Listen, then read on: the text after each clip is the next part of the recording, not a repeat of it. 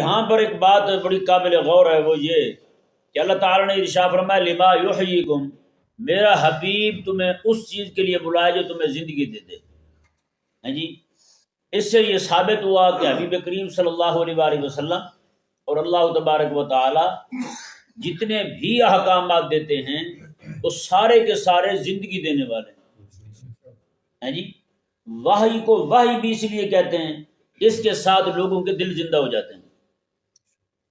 جبریل امین علیہ الصلوۃ والسلام کو روح الامین کہتے ہیں، روح کہتے ہیں انہیں. ہاں جی، چونکہ وہ وحی لانے والے ہیں اور اسی وحی سے لوگوں کے دل مردہ جو ہیں وہ زندہ ہو جاتے ہیں.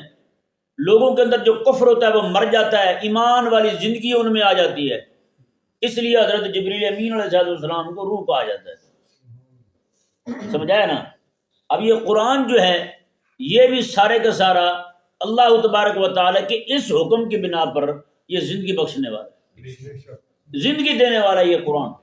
ہاں جی، اور رب تبارک و تعالیٰ نے اب دیکھیں رب تبارک و تعالیٰ تو اسے زندگی قرار دے، جیسے اللہ تعالیٰ نے خود قرآن کریم میں کافر کو مردہ قرار دیا اور مومن کو زندہ قرار دیا ہے.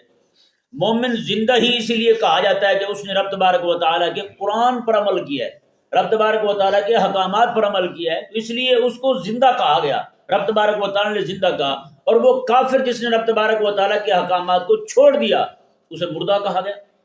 کیا کہا گیا؟ اسے مردہ کہا گیا.